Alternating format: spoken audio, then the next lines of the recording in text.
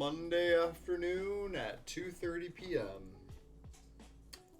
And you know what that means. Happy Monday. Hello, hello. Hello, Wombat. Hello, Drench.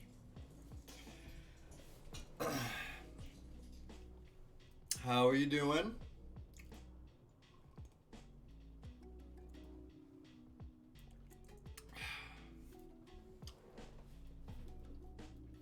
Are you ready for today's episode?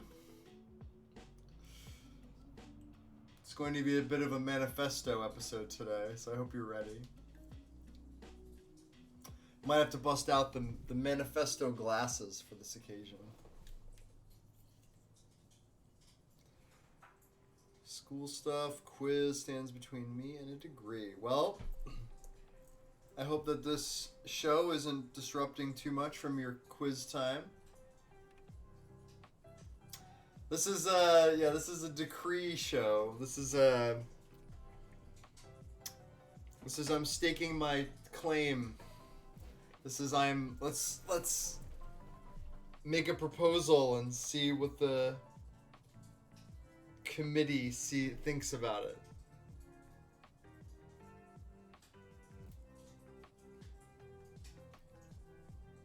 I have lots of big words. I use more of them when I put my glasses on.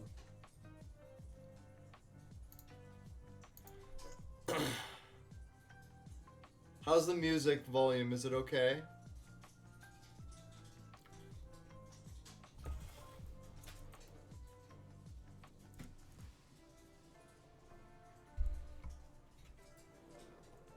Glasses bump linguistics. I mean, that's why I wear them. I'm an intellectual, you understand.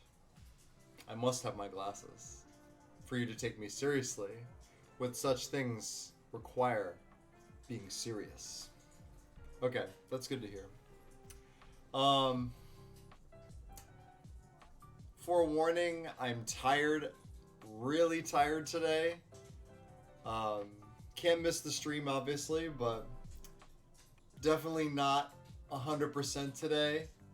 Definitely had a long week at work and had a couple drinks last night to unwind. Not much, just 2. But my God, did I wake up tired today. Yo, Thrill Rider. What's up, man? What's up? Hand movements, glasses, enunciation. I mean, I feel like I should wear a tailored jacket now. I have a lot of those, too. Step it up another notch. Kick it up a notch. Like Emerald Lagasse. Hey, Zoe. I'm having tea because my stomach is a little sensitive today.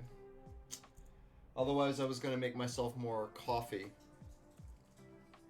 So yeah, it's tea. Oofa doofa. Well, glad you're still here. Excited for today's lecture. Oh boy. This isn't a lecture. This is a plea, everybody. This is a plea. A plea to the committee. A plea to CubeCon.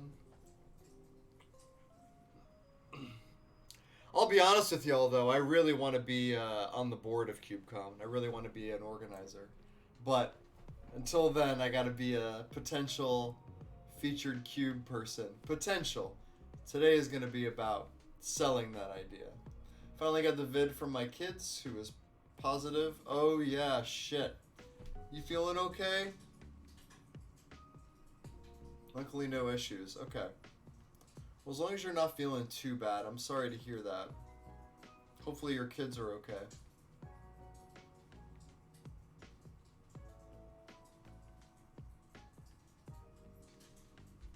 So yeah, I have this giant mug of tea.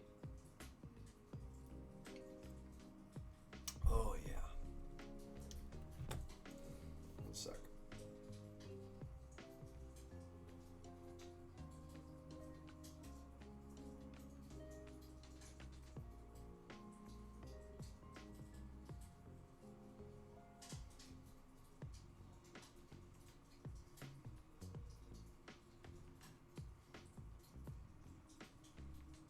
Wow, CubeCon retweeted me.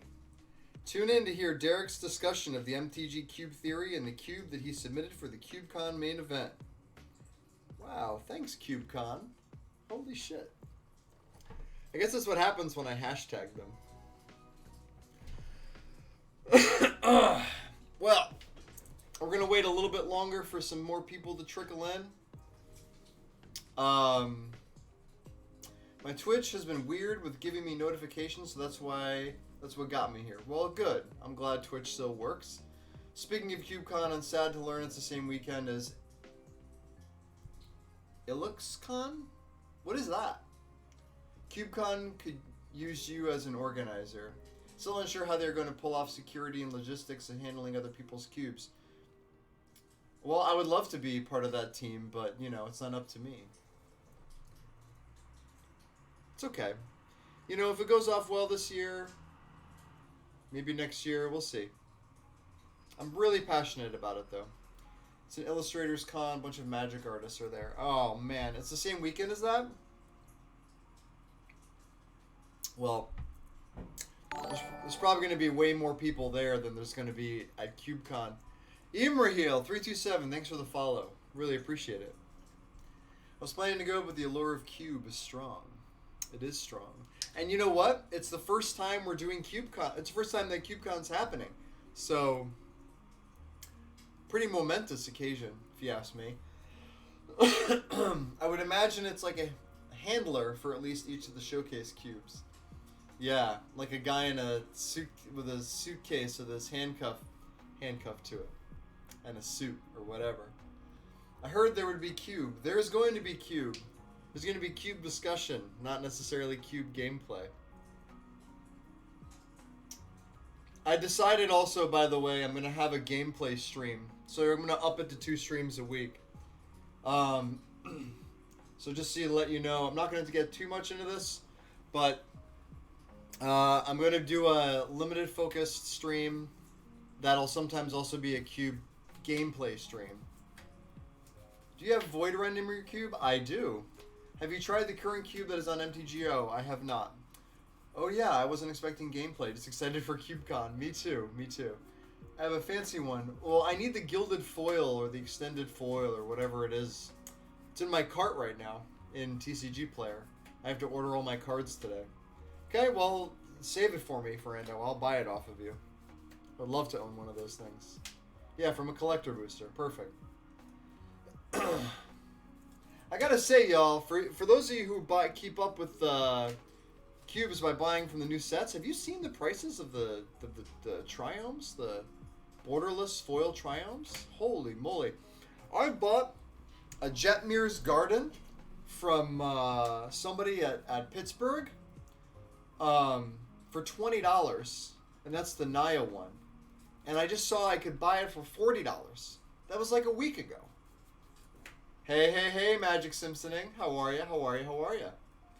Yeah, the borderless one shot up, so it's like another $200 or something just to get the triomes, which is fair, I guess. That's how much the Ikoria ones are now.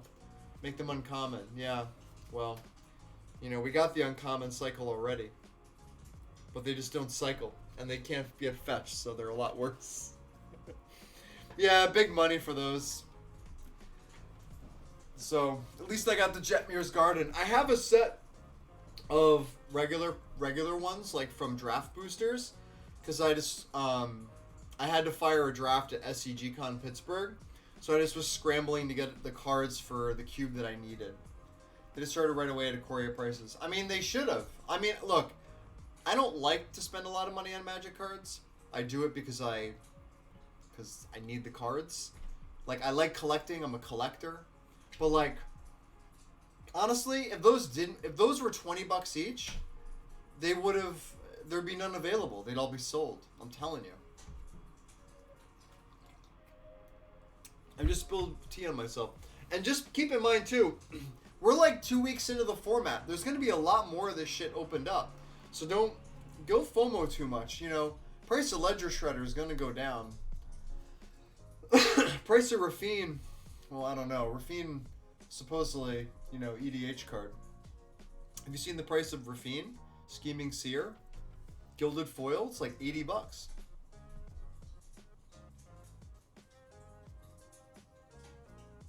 I have a Rafine. I got a Rafine at the SCG Con. Rafine is fucking sweet, y'all. Yeah, I wouldn't be surprised if mine went up too. My regular one. Yeah, it's good. I saw somebody playing it in Greasefang and Pioneer too. It was like a one of. It's pretty cool. Alright, how we doing? 20 minutes. Got some people in the chat. Hammering away. Ready to listen. Wait a little bit longer. We'll wait another 5 minutes. Card, Verena the Lich Mage. What is that? Hold on, should we go to the browser? Let's go to the browser. Let's go to the browser. Verena.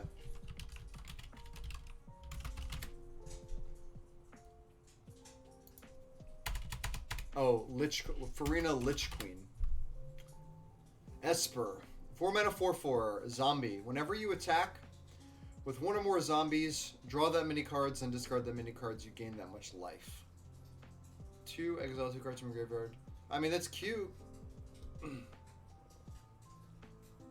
Why are you bringing up Verena? Oh. Yeah.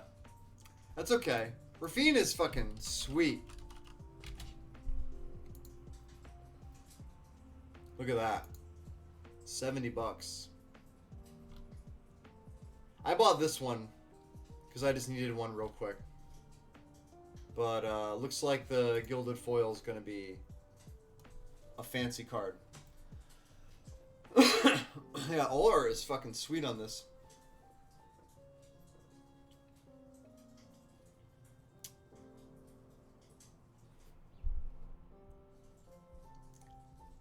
It's a bit of a price discrepancy. I mean, these Gilded Foils are only in collector boosters, so they're a lot rarer, but like, holy moly.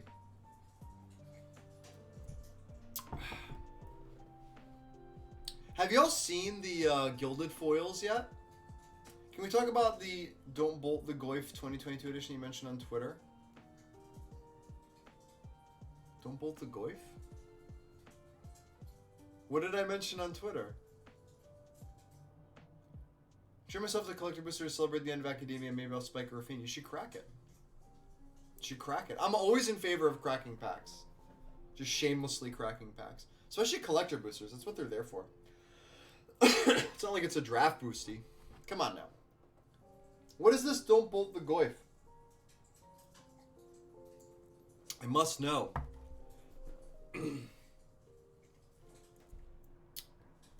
I'll crack it on stream later this week when I'm actually done. That's fair. It should be something to celebrate. Something to celebrate the end of school for you. Goyf is usually unboltable. That is true.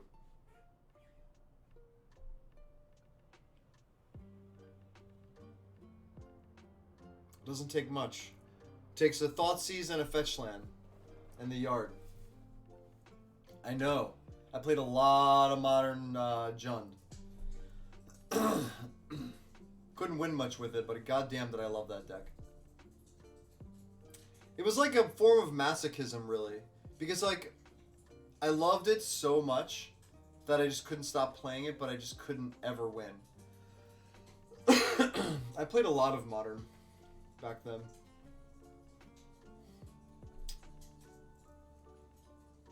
Took advantage of the GameStop buy one get one free sale yesterday and bought 12 packs of Kamigawa collector boosters for $150. Hey, don't you change the subject. We're talking about Don't Bolt the Goyf 2022 edition. What are you talking about? Do I have to go on my Twitter? What did I mention? Killing me right now. Profile.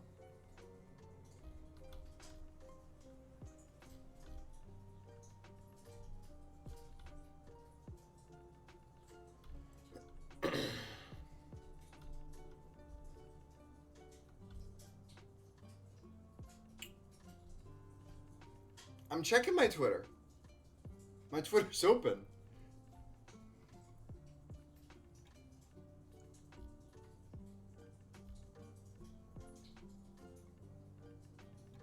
Don't bolt the shredder.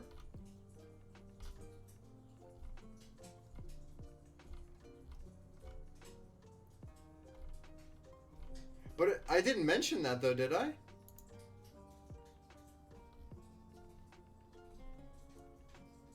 Yeah, I know.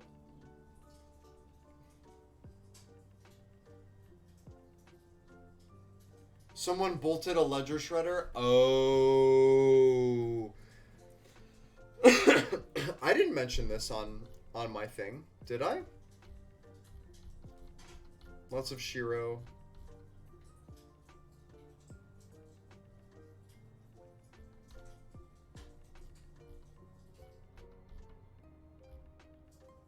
Lots of Shiro today, by the way, everybody. Yeah, you don't bolt Ledger Shredder. Unless it's your first card you played this turn. I saw a lot of in playing it in limited, I've messed that shit up, like strangling Ledger Shredder. It's a different kind of bird, but it was not bird, it was goif. Don't bolt the goif, bolt the bird, but not that kind of bird. Don't bolt the Ledger Shredder. All right, we're at 26 minutes. Got some people in the audience here. Hello, everybody. For those of you just trickling in. Right now, we're going to talk about the main event. CubeCon. All right, let's pull up CubeCon's website. So, today, we're going to talk about my submission, my cube submission to CubeCon. No, we're not talking about Rafine anymore. I'll talk about Rafine because it's in my cube. By the way, EDH night when, Ferrando? Tomorrow? Let's text. Caleb D quote tweeted it. Okay. It's okay. I get confused with Caleb D literally never. Send out a message. Perfect. I don't see it yet. I'll send out a message. Okay. All right. CubeCon. So, I'm getting distracted. So, people were able to do open submissions for featured cubes. And what that means is, for those of you who have been living under a rock, you could submit a cube to be used as one of the featured cubes for the main event that are like basically considered like competitive cube,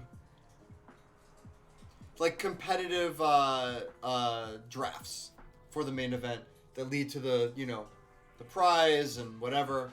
So a bunch of people that had open submissions could submit. I submitted a cube, and when I submitted the cube, I posted on Twitter and said, hey, I'm gonna write a companion article to the submission so that y'all could read it and I could make my case as to, hey, this is why I think my cube should be picked as one of the featured cubes. I don't know the answer to that, Zoe. This is why my cube should be featured. I started writing it. I got about 2,000 words in, maybe. And I realized I was rambling indefinitely. And I realized about a week ago that I should really just be talking about this in video form. Because, let's face it, I think more of you are going to watch me talk about this than read the article. So, why don't I just do that? Also, I haven't really been in the writing mood lately. So, cranking it out, put a little bit more effort in. I was putting a little too much effort into it. But I'm out of practice with writing, I think. Okay, so what did I write? Or what cube did I submit? Well, if you've been following my stream at all, you'll know or be familiar with this cube. I think it is, cube ID is just my name, Derek. Somebody wants to post that in the old chatteroony, that'd be nice. So I submitted this cube. I've talked about this cube a lot on stream. I've worked on this cube a lot over the last couple of years. And I wanted to I believe that it is worthy of being selected as a competitive cube environment that that we can use during the main event. And I'm going to hopefully sell you all on it today. So, first and foremost, regarding the submission, I have some notes here I'm looking at. Cube is all about a cube as a focus is about the idea. It's about the what if. And I've talked about this before on the stream. Thank you, Wombat.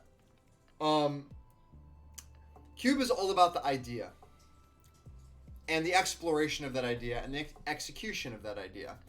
And that idea I can sum up with as saying, what if? You know, what if I built a cube entirely out of commons? What if I built the most unfair powered cube possible? What if I only used colorless cards? Shout out to Istical for the Devoid Cube.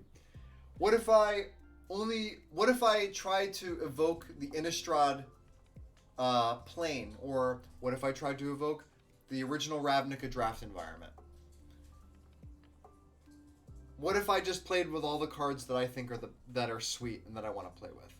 All of these are approaches to design for a cube, and I believe it all comes down to a what if question. So naturally, you can answer it a couple different ways. My cube, I can give you two main answers to what if, or what, like two main explorations. So to me, when we have multiple answers that compete with each other, we have to prioritize them. So here are my two what ifs. What if we built a cube that played more like constructed than limited? Like constructed play patterns, constructed archetypes. And then the other one is, what if we designed outward from the mana fixing lands? Those are the two main focuses. Now, what takes priority, I think, is what if we designed a cube that had more constructed play patterns? The mana fixing, the mechanical design of mana fixing, while the more, I think, interesting aspect of the cube definitely has a little bit less of a priority than designing for constructed play patterns. Mostly because designing for constructed means you need to have constructed quality mana bases. So in the priority tier list, for me, those are the two main things: constructed play patterns, mechanically outward from the lands.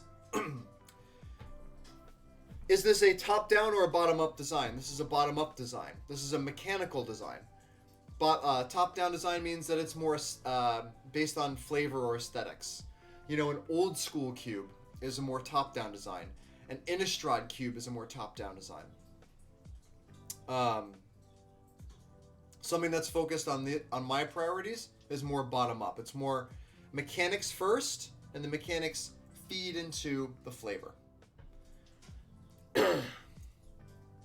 Now, one thing I want to say first and foremost, or now, before we get into a little bit of the nitty-gritty of this, is that this cube was not designed by myself in isolation. This cube was designed as part of a collaborative process with a couple of other cube designers.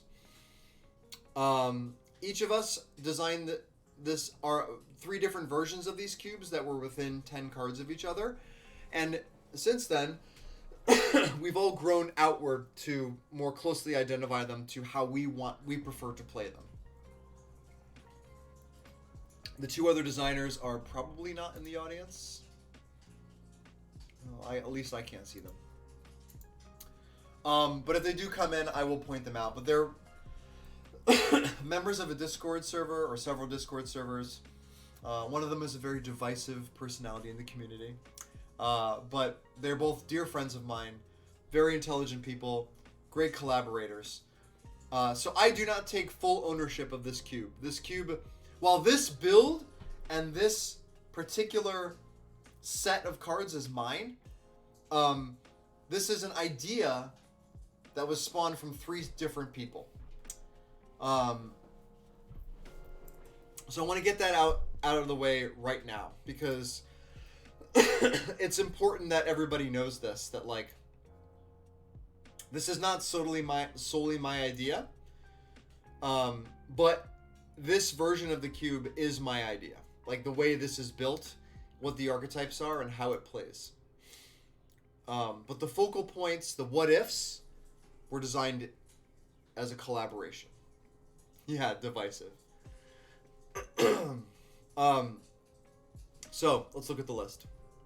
And let's look at the list and let's talk about what makes this cube particular different from maybe the cubes that you've played on Magic Online, on Arena, maybe your friends' cubes or other cubes that all kind of feel like if I told you were playing a powerful cube, a legacy cube, a traditional unpowered cube, or even something like a modern cube. These kind of like vacuous terms that like kind of define a power level expectation.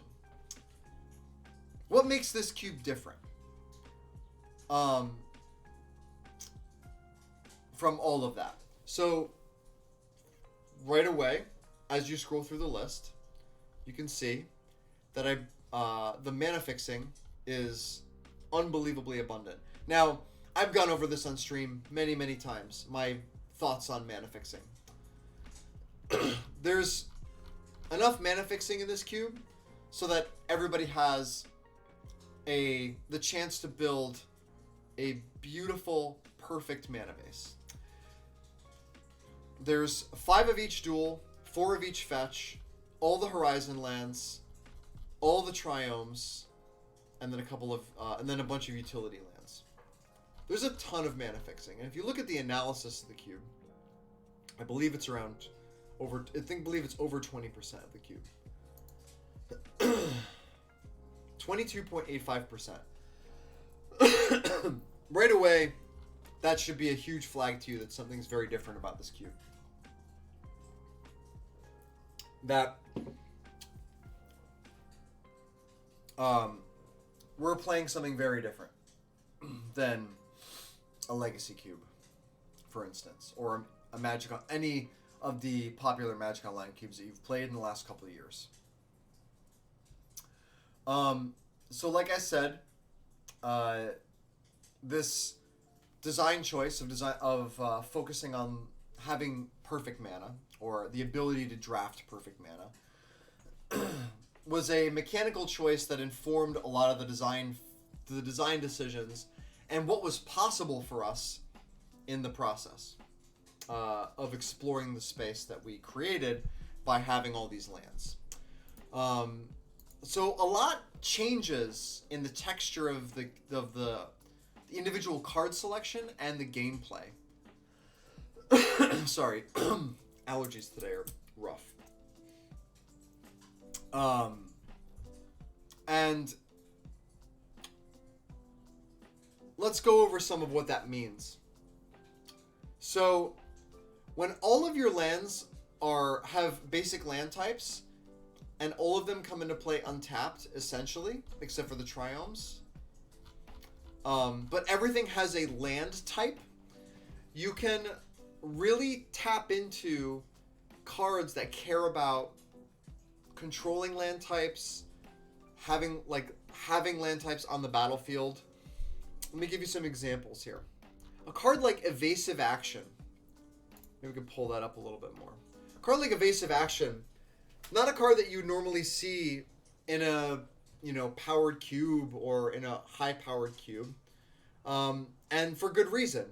2 mana, instant, counter target spell unless its controller pays 1 for each land type among lands you control. In a normal environment with even with a lot of fixing, you're going to be playing with a lot of non-basic lands that don't have land types. And once you have land types, all of a sudden Evasive Action turns from a quench to a hard counterspell much more of the time than Mana Leak, and for the same mana cost. It's a small thing to have a reactive spell get better, but it's part of the picture that I'm painting here. Let's keep going with blue cards. Card like Gush. This is a card that, you know, most people don't put in their cubes anymore, if they ever did, because it's, for most people, a very expensive draw spell. Most of the time it's 5 mana instant draw 2 cards. But when you can consistently and reliably use its alternate cost, you can up the power level of you're upping the power level of what's possible. You're expanding what's possible by running the card in your cube. For instance, a card like Mystic Sanctuary becomes incredibly powerful when you have access to Gush, and you have and you can create draw spell loops with those two. It becomes incredibly powerful and reliable with cards like Cryptic Command, and you can create soft locks as a control deck. Yes, I know about the Gush book. I have not read it. That's just one example of opening up mana fixing lands. Other things that I've done in that matter. Let's see. You know, tribal flames, so like domain cards. Other cards that we've played here in the past that have taken part of this is, at one point, I've had Landfall Zoo in the cube. So cards like Wild Nacatl, Curd Ape, and Loam Lion and become consistently 1 mana 2/3s. Which, if you're trying to support an aggressive deck in a cube where you're trying to push the limits on like how Constructed is supposed to play, then having 1 mana 2/3s over Jackal Pups becomes a much more appealing solution to building an aggro deck. Sorry about the coughing, everybody. So, what are some other examples I can show you? Lava Dart. Let's see. You can look through the list and you get an idea. Vidalcan Shackles.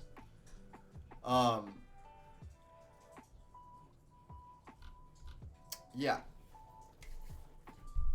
And, right. So, this idea, the mana fixing focus, I had misdirection here and I cut it and I don't remember why. But it's like in the sideboard right now. This is relevant for both the dual lands and the fetch lands. So the dynamic I was talking about was having access to a lot of dual lands with land types. Having a lot of fetch lands gives you a whole other set of incentives for kinds of cards you want to play. Most people call the fetch lands some of the most powerful lands ever printed. I agree with you. As are the Alpha Beta original duels. So what do the fetch lands offer us? They offer us a lot of graveyard interaction. They offer us delve spells, delirium spells, escape spells. Cards like cards go from like solid to amazing, like Tireless Tracker and Ramming Up Excavator, and Renin 6, because while you can't, do some bullshit like Return Wasteland and Strip Mine with Renin 6, having constant value with, Windswept Heath can just keep fetching out lands. Also incredibly powerful. So a lot of the cube comes out of what's possible with the mana fixing. I'm going to take another drink because, oh boy, and I'm tired and I'm talking a lot already.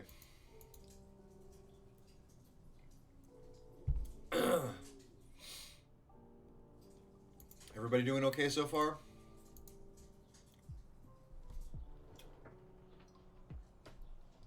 Because I'm choking on myself over here. So, mana fixing is one thing. Now, obviously, this is a breaking Singleton concept. So, how else is this cube different, aside from the lands? Well, we're breaking Singleton on non-lands as well. This is a lot more of a gray area, especially for a lot of cube people, both players and designers. So I wanted to talk a little bit more in depth about what breaking Singleton does. So given that we want to play with more constructed play patterns, there are some archetypes that I want to support, where the focal point, the focal threat of the archetype, or the focal spell of the archetype, needs additional copies because of how mechanically unique the card is. Stoneforge Mystic. Sure, we've all looked at the card Relic Runner, not the same card. Stoneforge Mystic is a card that a lot of people love to play, is an archetype in of itself, and benefits a lot from having multiple copies in a cube because I can run more of the crazy equipment. Like I can have Batterskull and Kuldra and Three Swords and Jite and Shadow Spear and Lion Sash all together because I have 2 copies of Stoneforge. Somebody can draft both and they can build a Stoneblade deck. I'm playing 2 copies of Delver of Secrets. Delver is mechanically unique. There's really not another card that we can play that approximates this. Yeah, there's Terramander and there's Symmetry Sage. Those cards suck compared to what Delver can do in Constructed. So breaking on this signals to my drafters that, hey, you can build a Delver deck. You can build a blue-red X blue tempo deck. The newly added Death Shadow, which I'm still not completely locked in on how that's going to work, because I'm questioning a couple other things I need to change about the cube. But there's no other card like Death Shadow. Yeah, we got Scourge of the Skyclaves. We got Shadow of Mortality. But there's nothing really quite like Death Shadow, both in casting cost and and power level. And when you give people the opportunity to draft multiple copies, you're really giving people the opportunity to build around the card and know that it's going to show up more reliably in their deck. So what do I have here? Champion of the Parish, Delver, Stoneforge, Collected Company. I have 2 copies of Urza's Saga, Death Shadow, and what else? I think that's it for like relevant pieces of duplication. So all those cards signal very, very strongly to my players that I want them to build around these cards, and that something exists whereby they can feel like they're building a competitive deck with this as one of the main focal points of it. It feeds directly into my priority of constructed play patterns. This is very, very unique. I think I've seen some people play with multiple Delvers before, but outside of my, small group of people that I design with, there's really not a lot of other people. Oh, I forgot Tarmogoyf, my sweet baby angel. I forgot that there's not a lot of other people that do this kind of thing with threats or with, building, like, emphasizing certain archetypes by duplicating these core pieces. So those are 2 really major ways that this is going to play differently than other cubes that you've played. Breaking Singleton on these, I've talked about this probably ad nauseum. I've had people on to talk about this, I think. I've gone whole episodes where I talk about Breaking Singleton. There's a lot to be gained here. You lose every card being unique, and you lose that sort of like infinite novelty in card interactions, like unique interactions. But my cube isn't designed to kind of to explore that space as much as it is trying to explore like other aspects of Magic, namely deck building. So that's a really good segue into my final point on this, which is how is this different? Which is that I really believe that this cube is designed for a more competitive-minded drafter and player. I believe that a build like this mostly benefits, like, the person who it is best for are people who are trying to spike a draft. Now, what that means is, for most people that play Cube, it's a space where they don't have to worry about constructed Magic, where they don't have to, like, worry about, like, the limited format, the constructed format. They can do whatever. They can get crazy, they can get wacky, they can see these strange things happen. They can live the dream. This cube doesn't reward that approach to drafting. It rewards trying to build a streamlined, consistent, constructed deck. Now, that doesn't mean that we're lane drafting. That doesn't mean that every card is parasitic to one archetype.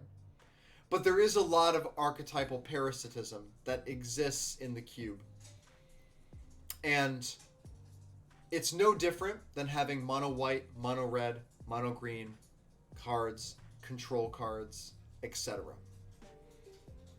They're just focused on being consistent and powerful.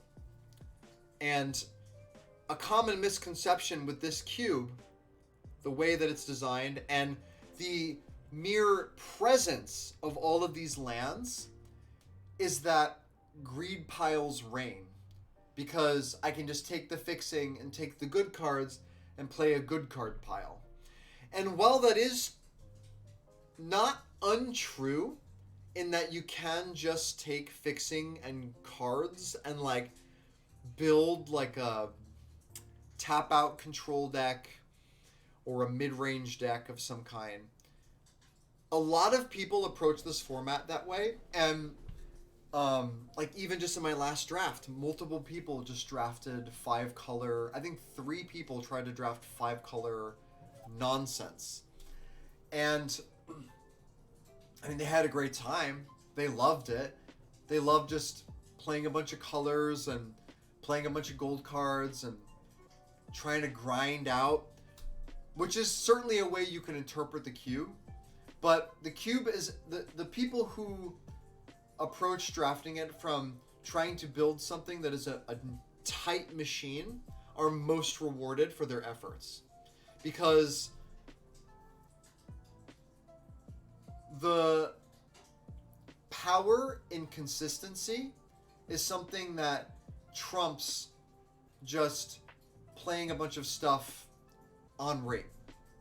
Which remind me to go back to that, because that's actually part of a later part of this discussion or exploration of this cube. So the people who are trying to read for what's open, build the best deck they can based on their seat, and try to play the tightest Magic they can are going to find success in this cube. You can draft this cube to be a pile, into a pile, and have a great time, but you're not going to be necessarily as successful as somebody that's building a machine. So this cube is more likely to reward somebody who's really spiky rather than somebody who just wants to blow off some steam and have fun. Not to say those two things can't happen together, but a lot of times cubes are designed for primarily to explore, to do dumb, broken, ridiculous things, or to just do a bunch of, like, nonsense, as some people like to call it. Yeah, so this is very different from that approach to cube drafting. This is a competitive cube, I believe. Okay. Next point. So I've talked about how this is different. So let's go over what the archetypes are, how they've changed since the inception of the cube, where we're at now, and where I see the cube going leading up into CubeCon, let's assume that it's going to get picked, right? Let's go through that. I got a new follower. Hello, new follower. Okay. So, logistically. Oh, you know what? Final note to make on how is this different. This is a 4-pack draft. 4 packs, 16 cards, as opposed to 3 packs, 15 cards. Couple of reasons for that. 4 packs, bigger pool, accommodates all the mana fixing, so that you have enough time to get the mana and to build your deck. It also means, with a larger card pool, that you have access to a lot of cards outside of your initial 40 that you can use to sideboard with. And there's a lot of sideboarding that occurs in this environment. You want to build a deck and build an incredible sideboard to go along with it. There are some limitations on custom rules. As far as I'm aware, as long as there's not too much seeding and prep that goes into it, something like just an additional pack is no problem. A lot of people like to do 5 packs of 9. This is just 4 packs of 16. I don't seed things. I don't have a predetermined way to organize the packs. Shuffle up, make the packs, and just go. That is fine. There's other people that took more issue with it because there was a lot more tension and they needed a very specific kind of draft experience that couldn't be accommodated by the rate at which we need to, a rate at which we're going to need to be drafting this stuff. Okay, so that's very different, right? Most people, there's not a big enough pool to really think about sideboarding. And what people find as they draft the cube is that all the cards are so good that people end up a little overwhelmed with how my final deck's gonna look. The last time I drafted the cube, somebody built a 48 card deck because I didn't know what to cut from their deck. Now, this also leans into rewarding good deck building, rewarding good approach to drafting sideboard cards, having a game plan. If your opponent is faster than you, if your opponent is slower than you, how do you engage based on a heavy removal deck, a heavy creature deck, right? So there's a lot of zigging and zagging that can happen after board, and that's exciting to me because I love sideboarding. Okay, so what are the archetypes? So I'm telling you all this stuff about what's possible and how it's different. So if you sit down to draft this cube, what are you looking to draft? All right. So, Delver of Secrets. So, blue, red, X tempo. These are some of the more aggressive decks we're going to start with. So, blue tempo, Delver stuff, is, technically speaking, a mid-range deck.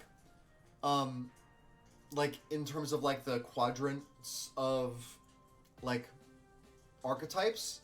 Aggro control is basically just mid-range, but it's doing more stack interaction than a green mid-range deck would. So a Delver focused, threats plus disruption, snowballing an advantage early is something that is possible here. There's a lot of support.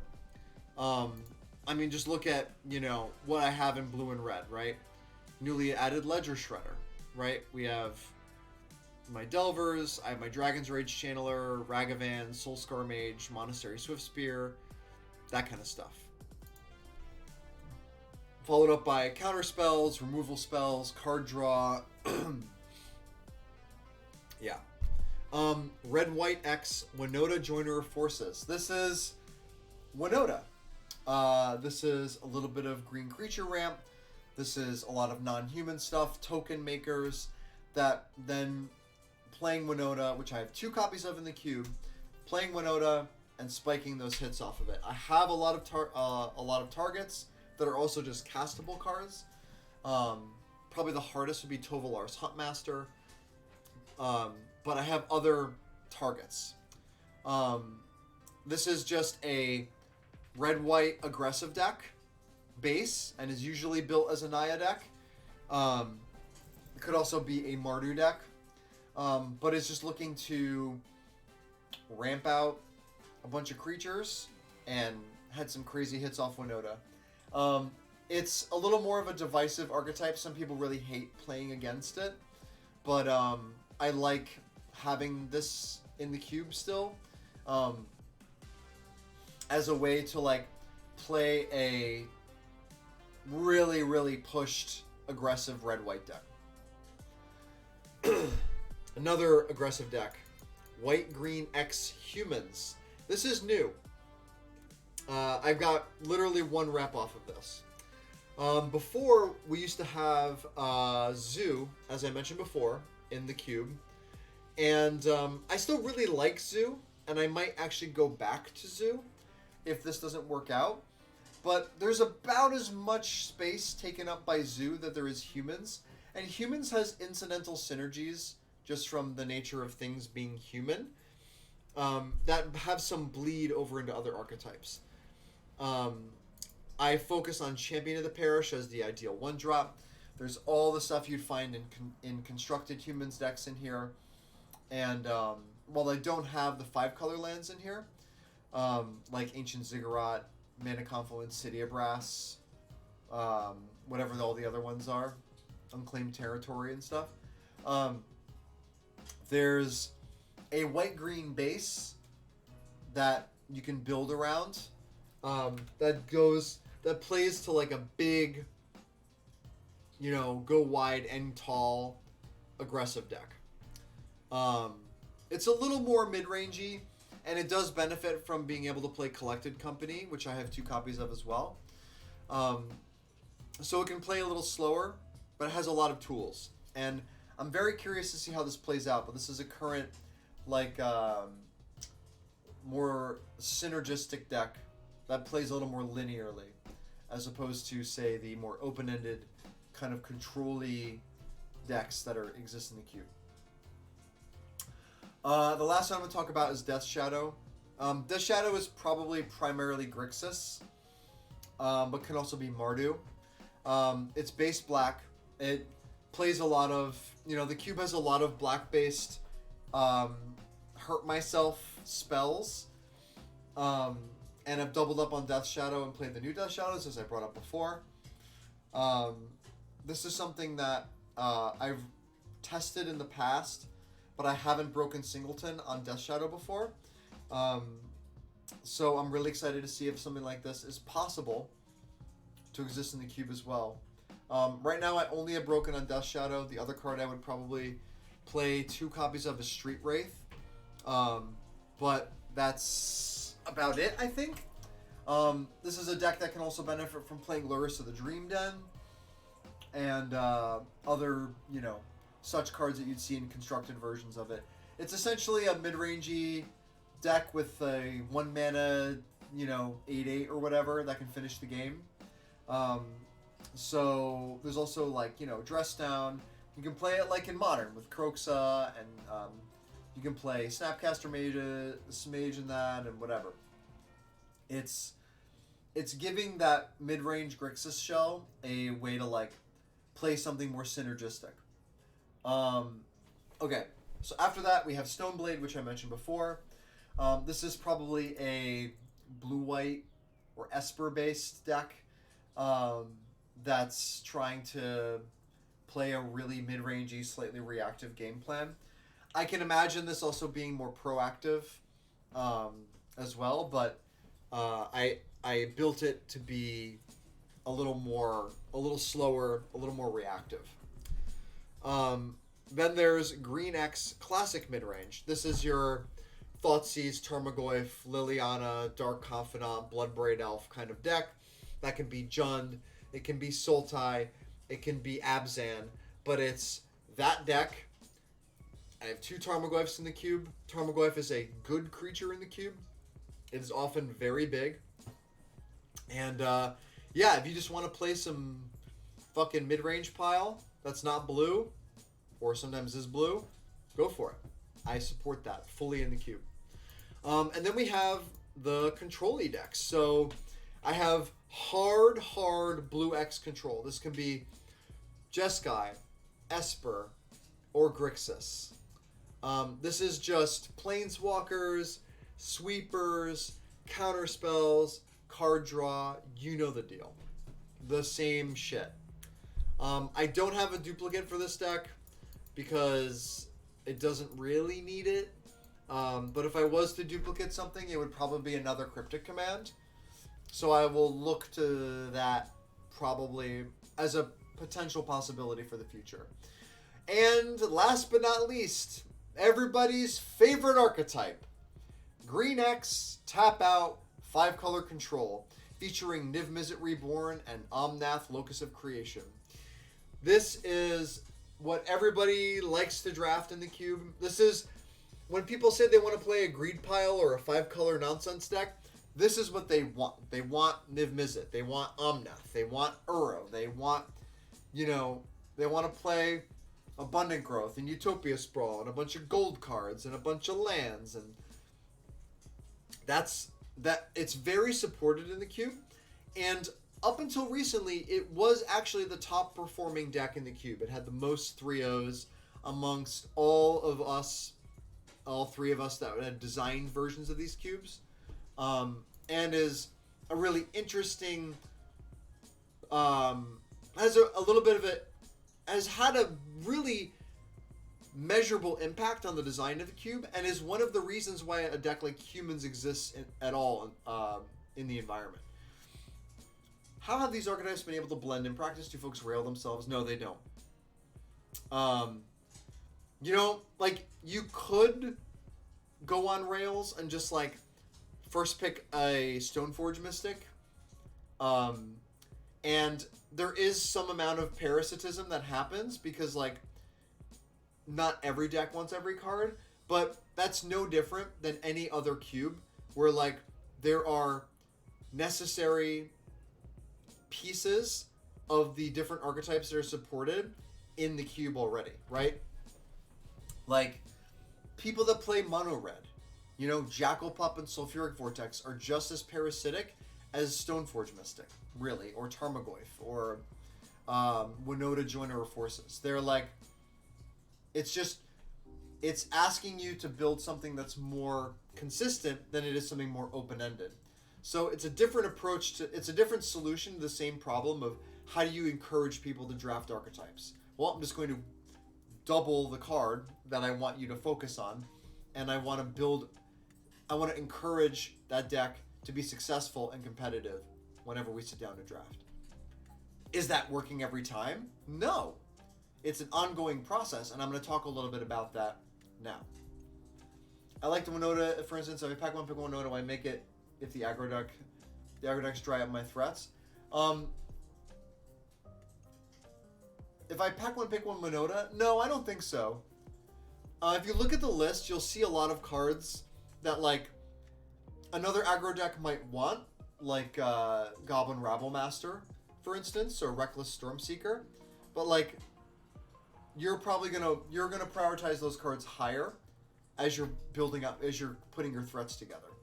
So you are likely to see the cards that you want. The trick is you only get so many picks out of each pack.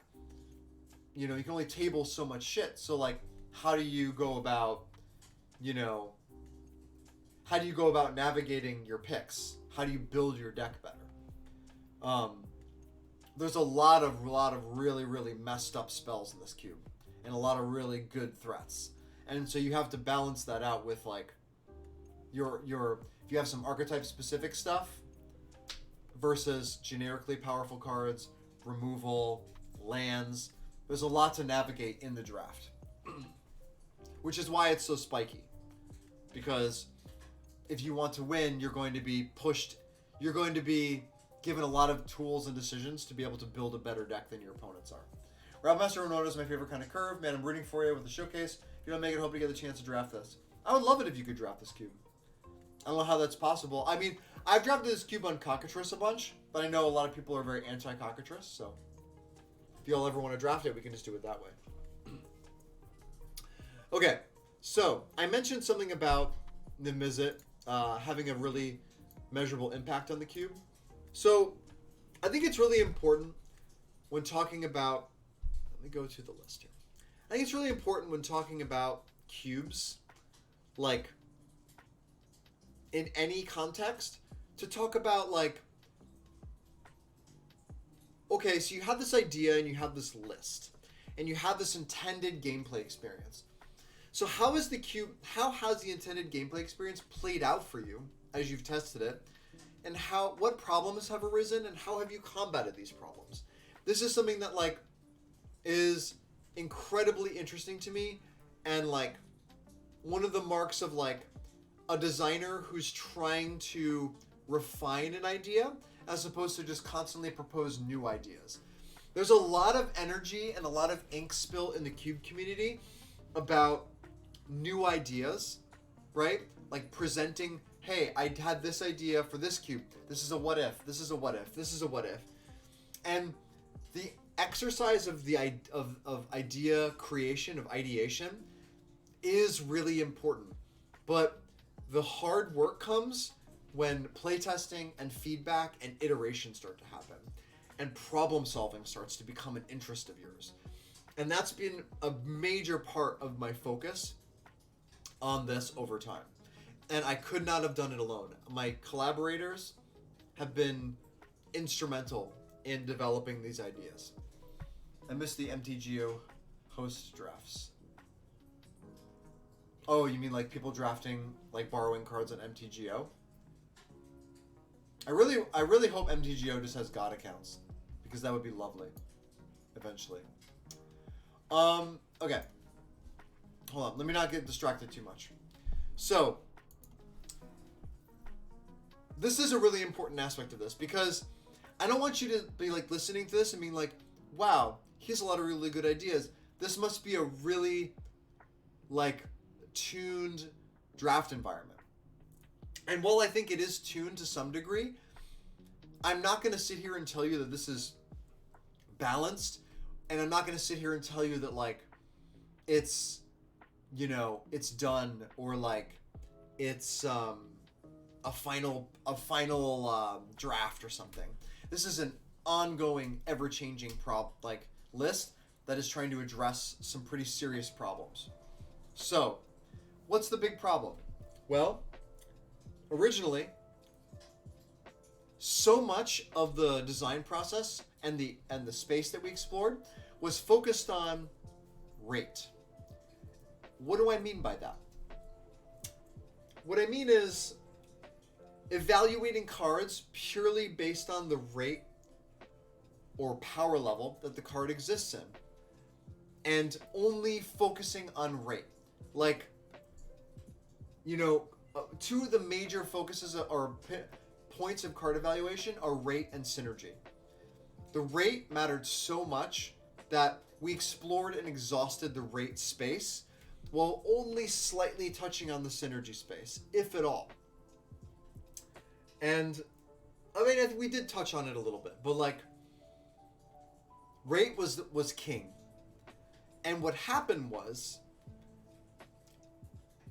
as you'll notice, the curve of this cube is incredibly low, and there's a lot of removal, and so this is a pretty attrition heavy cube, because so much of the cube is built around threats and answers, that when it came down to it, as we were testing, aside from, I mean, not every time, but most of the time, the Niv Mizzet deck won the draft. And at first it was cool. You know, oh cool, the 5-color deck won. Oh cool, the 5-color deck won again. Oh, okay. The 5-color deck won again. Hey, Derek, guess which deck won the draft? Niv Mizzet? Niv Mizzet. Started happening a lot. To the point and started to become a pain point. Because what happens is, if it's attrition heavy and tempo heavy, then we're just trading resources with each other, with all the decks, and whoever can come out on top is like the last threat standing is going to take over the game. And if that last threat is a card like Omnath or Niv Mizzet, you're going to win the game by a fucking fuckload. And we had built a machine that encouraged those decks to be the most successful. Rate was king.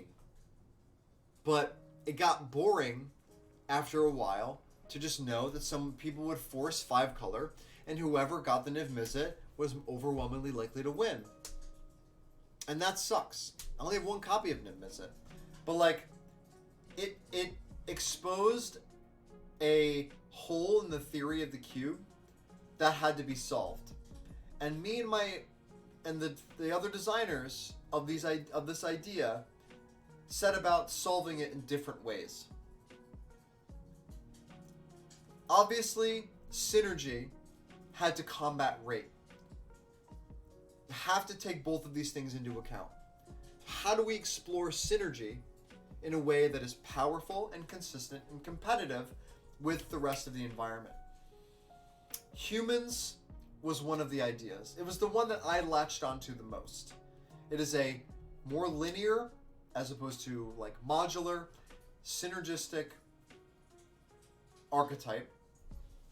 It is extremely creature heavy, and when it is greater, the cards are greater than the sum of their parts when they're working together. The idea was sound. Other things that came up were artifacts. So anybody who follows Legacy would know like an 8-cast kind of deck, where you're playing like a blue mid-range deck that uses Emry and Urza and Psy Master Thopterist alongside Thought Monitor and Thoughtcast, to, great effect and grind out value with these cards. That was really appealing to me. And, there's welders, and there's a lot of eggs. I mean, I have a lot of 1-mana artifacts in the cube already, but I could just lean further and further into that space. But there's some things I didn't like about it. There were some things that are a little hesitant about it. Having to entertain the idea of putting Mox Opal into my cube is not something I really wanted to do. Because Mox Opal is Mox Opal. And it's incredibly narrow. It made me feel like I was giving a really big chunk of the cube to one person. But it's still something that's on my burner. It's something that came up as a viable option because it had the right tools. And so it's still there. The other thing was Aristocrat Sacrifice, which got actually a huge boon from Streets of New Capenna because they added this spell aristocrats element to it, where before a lot of these cards would fail to there wasn't a critical mass of them, but now we're getting some more tools for that feel a little more generic, feel like I could play them in it outside of an aristocrats deck, or that sacrifice cards like Mayhem Devil and Village Rites and Deadly Dispute were things that were interesting to me. So that's another thing that was looking to solve it. The other aspect of the other one that came up was enchantments, which I didn't really care for, but that's a recent huge boon with Neon Dynasty. Just a ton of enchantments and enchantment payoffs and cards like Sithis and Enigmatic Incarnation. And again, playing the synergistic value pile that could outvalue the like greed piles and the control decks, and keep on pace with some of the stuff that was like more mid-rangey as well. I chose to go with humans. I'm not sure how it's going to play. I need more testing with it. But it's pretty clear to me that high synergy stuff is what's going to combat the pushed rate of a lot of these generically powerful cards. So what the balance of that looks like and how that's going to be refined as I test, I have a lot of questions about it. And so this list isn't really finalized as it sits now, because I need to make sure that this stuff is kind of working together. Where everything feels competitive, where everything feels consistently draftable, where everything feels like if you were in that seat, you would feel confident knowing that you could draft the deck that was open for you, and that you were giving yourself the best chance to win. That's a lot. That's a lot to ask of 8 seats. However, I think it's doable. I'm not sure how long it'll take, but I'm pretty sure I'm on the path. Especially since we identified the issue. Especially once we identified that Niv Mizzet was a problem. That we had encouraged a deck to be dominant because we had a hole in our design process. And I'm really thankful that it was designed in collaboration, this cube, because otherwise I wouldn't have been able to see that. So, yeah, those are that's a concern, or that's like a area that needs work in the cube. However, largely when it's drafted, it plays well. People kind of get what's going on. If they don't, that's okay. You know, might take a couple drafts for somebody to like tune into what the cube is doing, because it behaves so differently from other people's environments.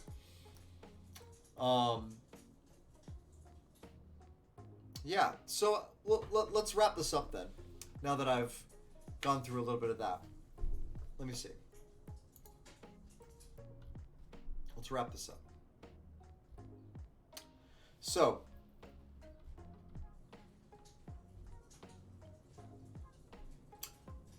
all in all, I believe that this cube is unique.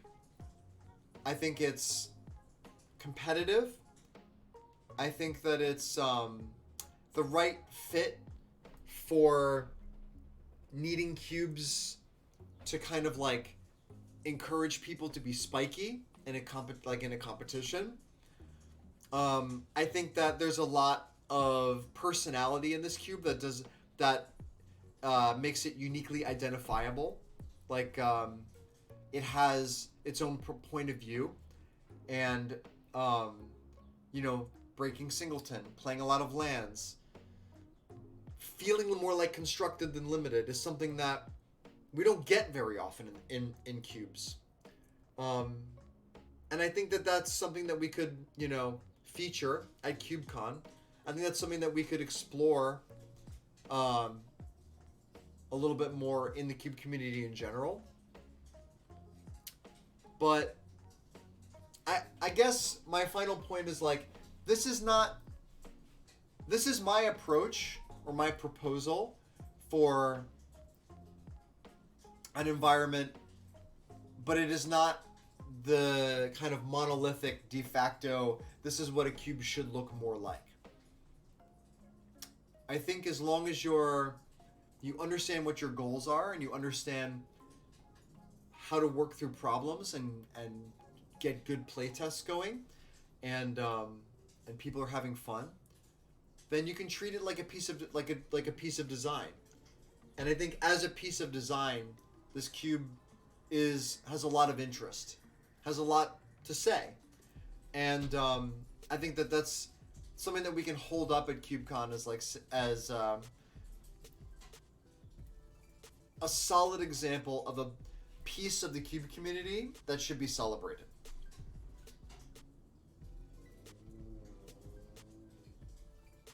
How'd I do? How was that? That was about what, 40 minutes? It's not bad.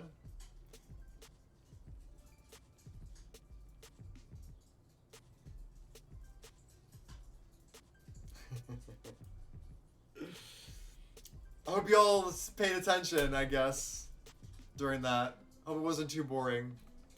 I guess, if it's okay with everybody in chat, if I want to open it up a little bit to you all, if y'all have any questions. I'd love to talk a little bit more about this cube. I'm in the mood. I'm hydrated. If you have any questions for me about the design process or about any of the card selections, I have thought deeply about most of these cards and their place in the cube, so I'd love to talk about it. Thank you. Yeah, good. A lot of the points on design decisions. Yeah. I mean, almost every one of these cards, you know, has been thought through. A lot of the new cards have not been yet. Some cards I've added in the last like 6 months just haven't gotten enough time. But there is logic behind almost everything. What do the O3 decks look like generally? Is there a losingest archetype?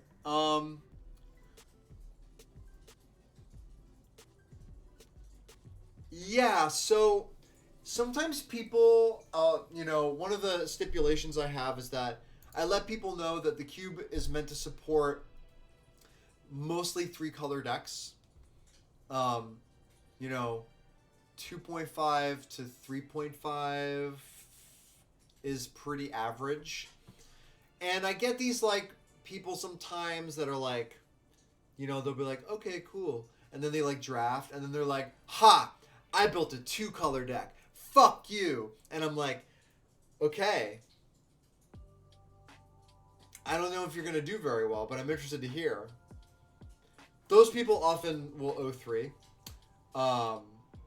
Just because they're trying to, like, prove a point or, like, whatever. Like, I guess that's not the best example of what the losingest archetype is.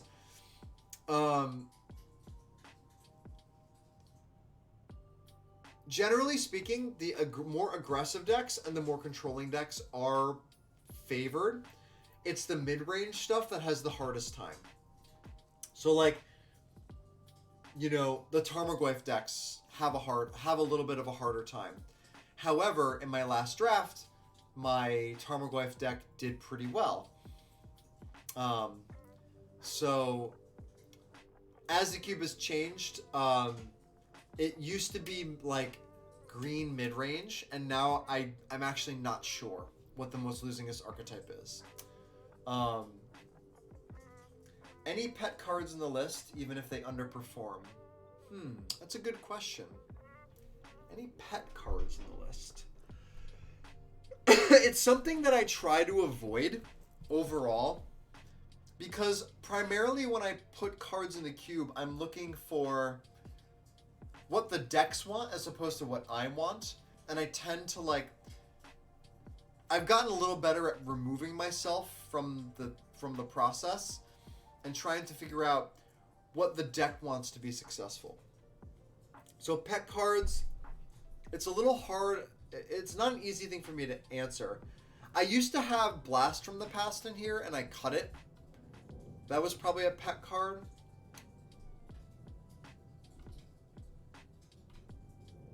Brought Back, I think, is a pet card.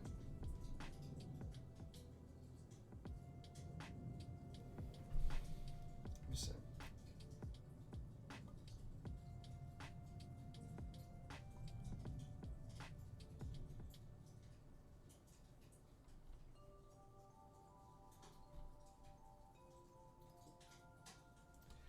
Showdown at the Skulls, it's probably a little bit of a pet card. But I honestly think this card is just good. Especially in a Winota deck. But I am happy to be proven wrong. I just really want to get some more reps in with this card. This is probably the most pet card in the cube, I think.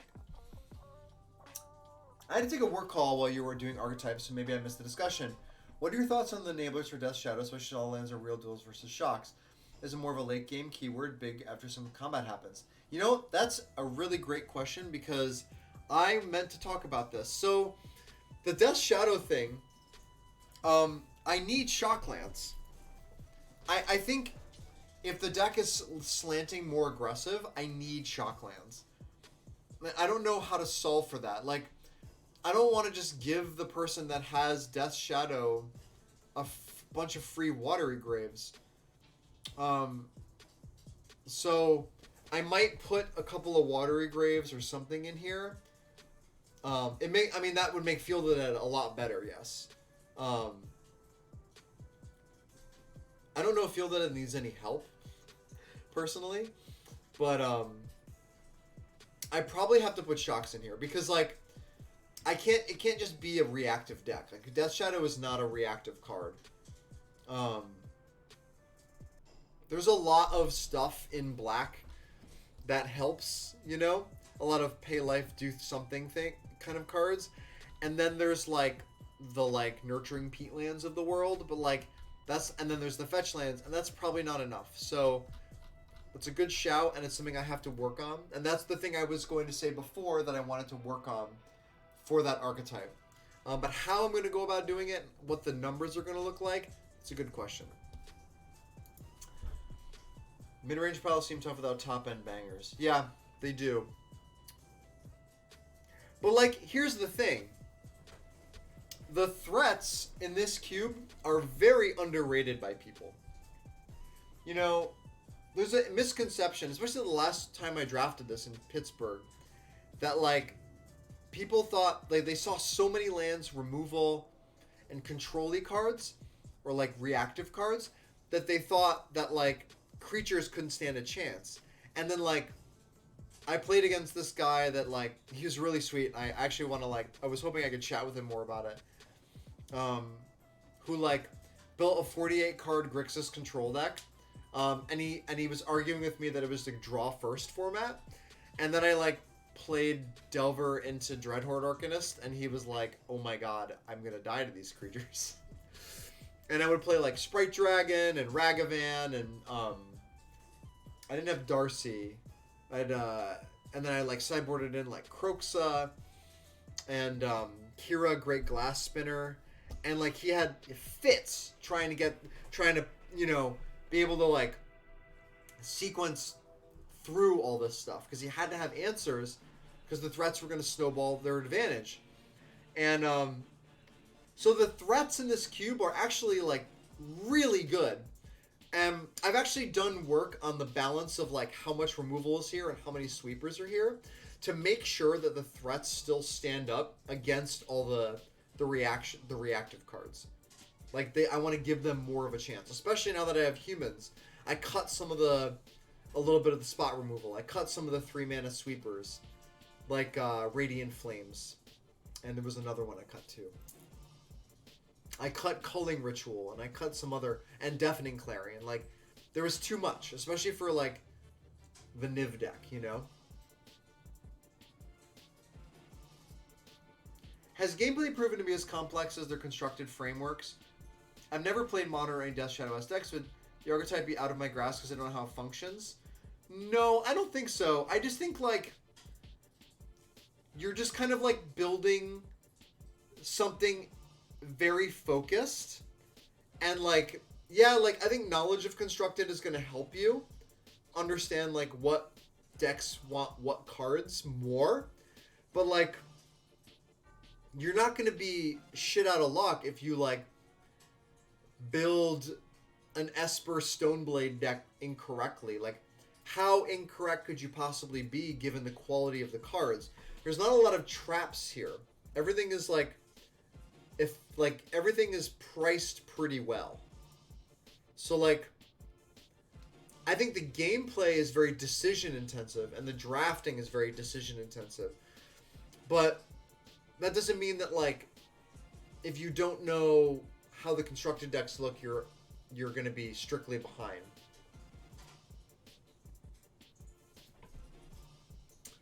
Zoe, that's a good point. Is knowledge of the specific constructed decks a significant edge? I think knowledge of them is good, but is it an edge? Probably not. I think a lot of the cards kind of read appropriately. I think maybe one of the harder decks to build is probably Winota, because you need like a balance of non-human and human cards. But like, whenever people play the Winota deck, like it's usually like just a red-white deck, and like they usually do pretty well. You know, 2-1, 3-0, last couple drafts.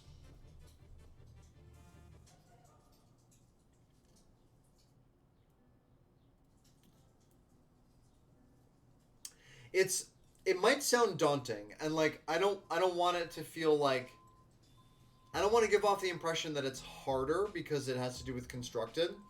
It just means that like you have to think about things, like everything is a lot more focused. Like you're going to have a lot of opportunities if you're playing a spell-based blue-red deck to play a lot of cheap counter magic, cheap removal. The gold cards are incredibly signposty for what these decks want to do. Like the decks don't build themselves. Like it's not that on rails. You are rewarded for being able to deck build better, but the decks don't need to reflect the constructed counterparts one-to-one. However, having some knowledge of them is probably going to give you a little bit of an edge. Yeah, exactly. A good aggro deck with crazy turn 4 potential. Yeah, it's just, you know, you get to play like just a bunch of annoying creatures, and then you get to like just put an incredible amount of power and toughness on the board sometimes. And it's fun. It's ridiculous, but it's fun. Yeah, but like, you know, if you get like a Supreme Verdict and a Teferi Hero of Dominaria, you're gonna know how to build a control deck. It's not that hard. Like all the tools for you are here. A lot of interesting card evaluation things come into play where you're like evaluating your mana fixing, and you're evaluating your cantrips and evaluating your removal spells. And like, it's, you know, often when I sit down with people that haven't drafted the cube before, I just say, just build a constructed deck. Build something that looks like a constructed deck to you.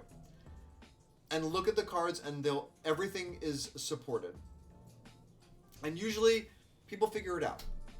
Yeah, if you're newer to drafting, if you're newer to cube, it's probably going to be harder for you. This is, like, you know, I would say, like, you know, draft something that's just like more like draft like Winota, or draft like humans or something. It has a lot of guardrails on it because it's very linear. That's usually why linear decks they exist in cube, because like they're good guardrails for people.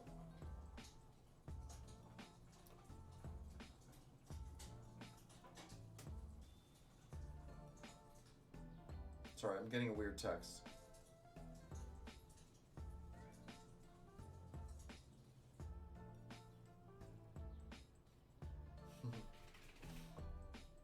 Hold on, let me just text somebody real quick.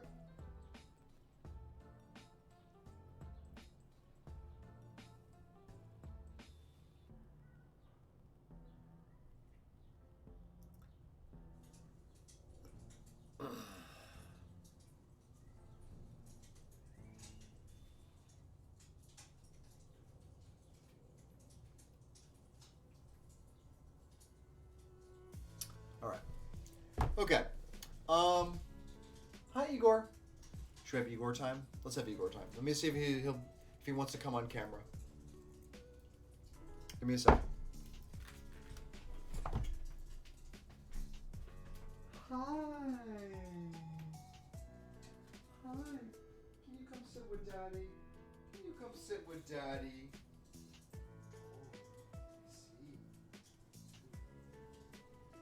Oh, just come here.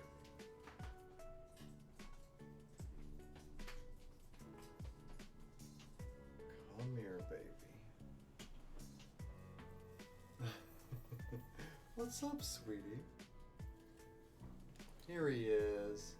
Everybody say hi to Igor. Say hi to my little boy. Everybody, you know, Shiro is no longer with us. Rest in peace, little hero, Floof. And, you know, let's get some more dog love in this community, because more dogs on camera. Because Shiro, you know, will never be replaced. But at least we can have... Igor, can you lift your head up, please, so people can see you? People can see you, baby. Hi. Maybe I can move the camera so y'all can see him a little better. Hi. Yeah. Shiro finally passed yesterday, crossed Rainbow Bridge. I mean, he was old. He was 16, you know? Baby, what is it? What is it? What is it?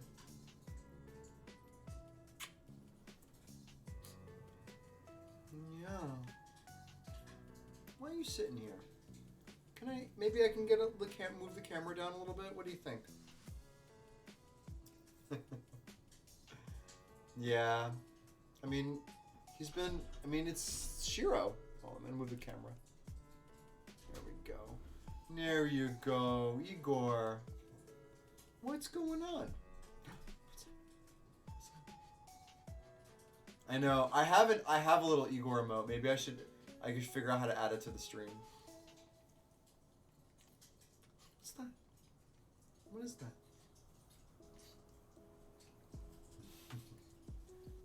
Yeah, is you tired, baby? Want me to put you down? Oh, I got an idea. How about we bring your bed in here so you can lay here with Daddy? Here, let's get your bed. Come on. Come here. What's this? What's this, Igor? Let's get you some treats, too. Hold on.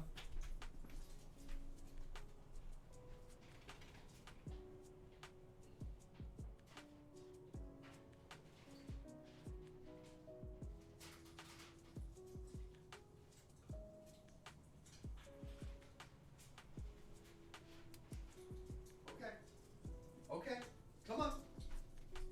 Come on. Come on, little monkey. Oh, what's that?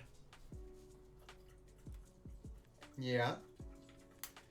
I have one other thing I have to talk about with regards to the, let me move the camera. I have one more thing to talk about with regards to the cube, logistically, because this is kind of funny. So, if it is featured, you know, there's a no proxy thing because it'll be a sanctioned cube, and I do have proxies. GT versus Coco. I don't know what else is in the pack. So I have proxies in my cube. And they're not cheap. Basically, I proxied all my fetches and all my dual lands. So, if it does get featured, I will need to borrow 50 duels and 40 fetches. It's not impossible, but it's really funny to have to need that. Igor, sit. I would strongly consider taking a fetch land or a dual land over GT or Coco, but I could see GT being a card you'd want. Yeah, just 50 duels and 40 fetches. Everything else is real. Oh.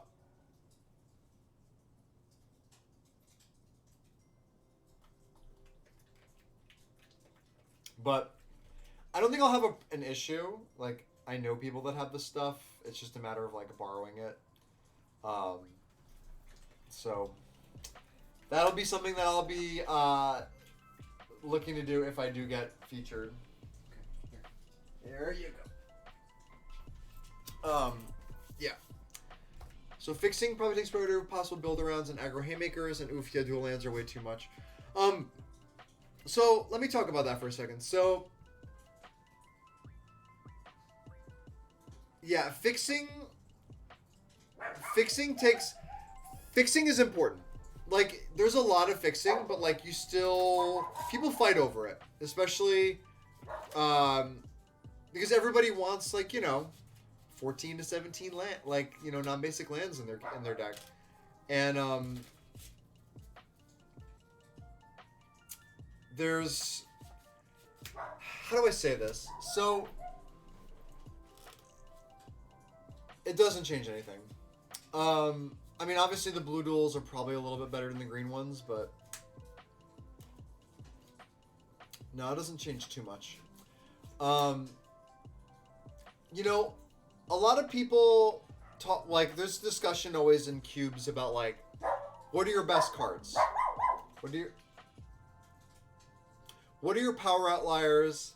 What are the cards that you want to take that are unique and powerful, or like above the power band or at the top of the power band in the cube?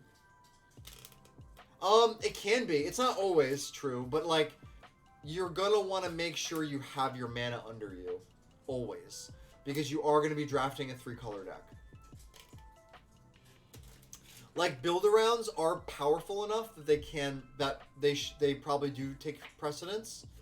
Like, but that's one of the, like, big puzzles of drafting is, like, at what point are you evaluating, a card that you see as, like, irreplaceable versus a card that fixes your mana versus a card that's like a meat and potatoes card that you need for your cube. That you need for your deck. I love Luris, so I'd probably take Luris. You can do so much with Luris in this cube. So, like, okay, I'm talking about this because there's, the notion of power outliers is like a really big thing in constructed formats. It's a big thing in cube, trying to figure out what your pick order is and whatever. What are the outliers in the pack? What are the most irreplaceable cards in the pack? What are the most powerful cards in the cube, full stop? And there's an argument that I am on the side of this with, that if you look at constructed Magic, a lot of what's possible in each format is dictated by the core power outliers from a threats perspective and the mana that's available to you. And one can argue that mana fixing are power outliers. I'm fully on board with this. As you know, I speak a lot of... I've spilled a lot of ink or voice or whatever about lands. And it's because I believe that lands are power outliers. And I believe that, like, fetches and duels are power outliers. Same as, Ponder or Swords to Plowshares or whatever. Like, no constructed format, everything that has to do with building decks, a lot of it comes from the mana, which is why mana fixing was such a design focus for this cube. So you should be looking at lands as powerful as like things that are on the like towards the top of like the power band in the cube. Not to say that like all lands are created equal and that they are agnostic of what's going on with your pool, because they're not. Like, you need to see when to evaluate, where am I going, and what do I take over the lands, and when do I have enough, whatever. a lot of questions that come out of the draft. But you'll see as you draft it. And first, and also let me just say, I don't know if Cube Cobra's like their bots, their AI has like updated much in the past year. I haven't really done bot drafts really, but they used to take lands like they would just take lands. So like getting lands was always pretty tough. So there's a balance, but like there's a balance with how to draft the cube, and like tuning into when to take that stuff probably takes a couple drafts. I still don't get it right. My cube is hard to draft, but it's also very rewarding and really fun to draft. I mean, I was sitting in Pittsburgh, and these people, like, I was drafting with them, and they're like losing their minds. Like, they're like, this is insane. Like, every card in this pack is ridiculous. And, like, I don't know what to do. And maybe I'll just take the land. And maybe or here's a fucking whatever. Here's a Jite. Here's an Omnath. Here's a Dark Confidant or whatever. Here's a Brainstorm or blah, blah, blah. Like, here's an Oko. And, you know, a couple drafts in, you can probably really start to see, like, what cards you value over lands. Where do you value the lands? Where do you value, like, the build-arounds, like the archetype defining cards? It's really fun and really interesting. It's definitely a bit more cerebral, and I think that's why it's spiky, is because of how decision-rich it is and how much is going on at once.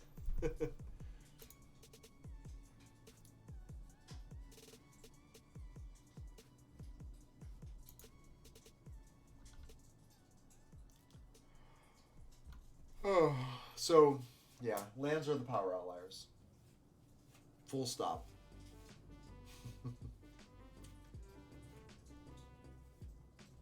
I need to add shocks, don't I? Yeah.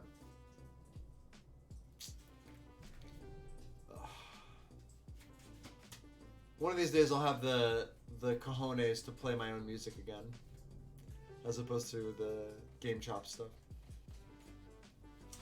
Alright.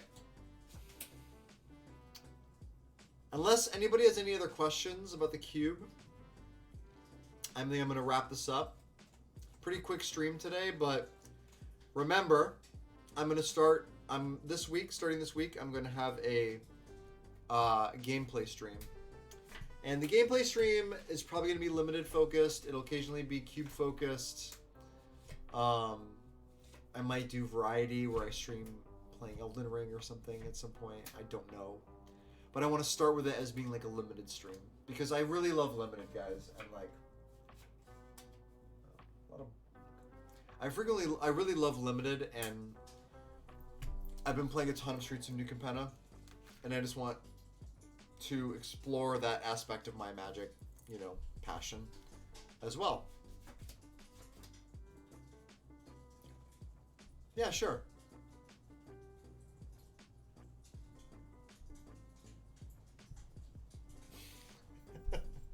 I would love to. How do you want to do that? Do you want to send it to me and then I'll pull it up?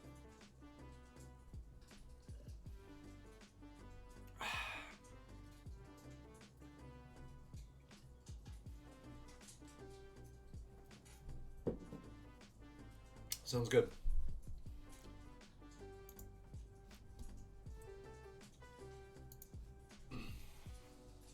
There it is.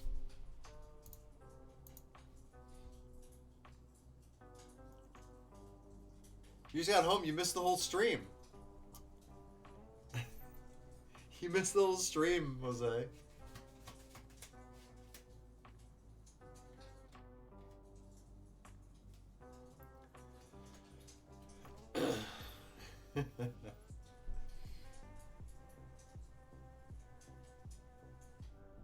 Oh, this is just the whole pool, right?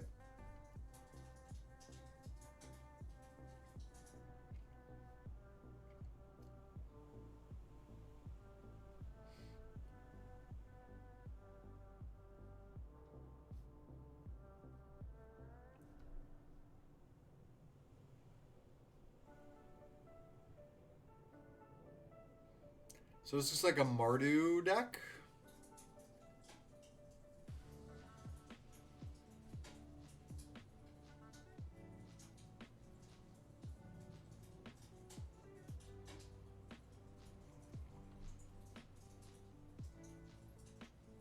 Right?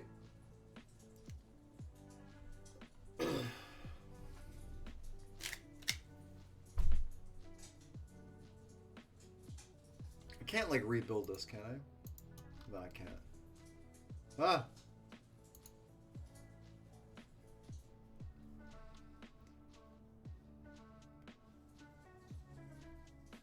Yeah, it looks like you're just playing like black, red, white. But you didn't get like Mathis or you didn't get Mathis or Marchesa. It'd be really cool to play Cheval in here. Ah, but you realize you cannot companion Luris.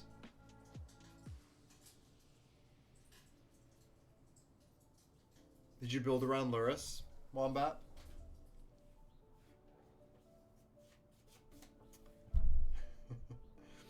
Yeah, Luris is errata in my cube. Maybe for the event I would have to cut it because I would be unable to run it in my cube otherwise. But yeah, you see the scribble in the companion section? Yeah, Luris cannot be companion in my cube. I hope I didn't lead you to astray on that one. I know, I'm sorry. I'm sorry, Wombat. Yeah, companion is banned in my cube. Okay. You probably... Okay, so you would have just drafted it differently. Don't worry about that. Don't worry about that.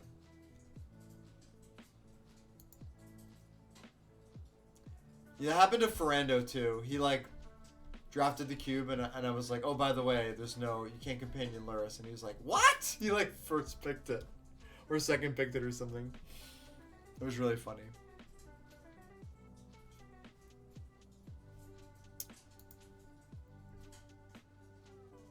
I'm sorry. I'm sorry. Okay, so if anybody else has any questions... Probably not, I'm guessing. Yeah, if anybody has any questions, let me know. Otherwise, right now. Otherwise, I'm going to go. I'm going to publish this VOD to YouTube. I'm going to post it on my Twitter.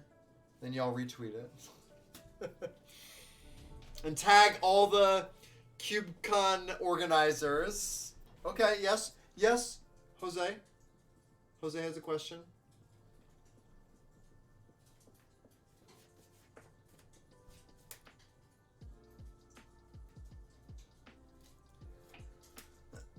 What's more powerful, a companion or a Baneslayer Angel?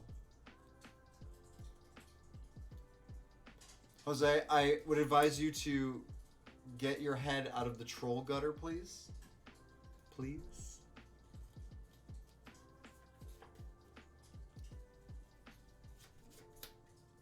Alright. Okay. That's going to do it then. We're going to end on that, Jose. Thank you so much. Alright. I am... For those of you who are hanging out in chat that you might have not familiar with me, I'm Derek. This is my Cube stream. I stream every week on Mondays in the afternoon, and we talk about Cube. I usually don't play too much Cube on the stream on this. That's why I'm adding a play magic day. I don't know how to do that, but Wombat, if you want to tell me how to do that off the stream, I will figure that out. Yeah, so hit me with a follow if you like Cube content. I have a Twitter, should be somewhere down there. I have a YouTube where I dump all my VODs. Still getting used to the whole technology thing, so I apologize. And yeah. Cross your fingers for me that I get selected. I'm not sure what's going to happen with that, but I thought I'd make my case anyway. If you have any questions, please feel free to hit me up. Otherwise, I will see you next week.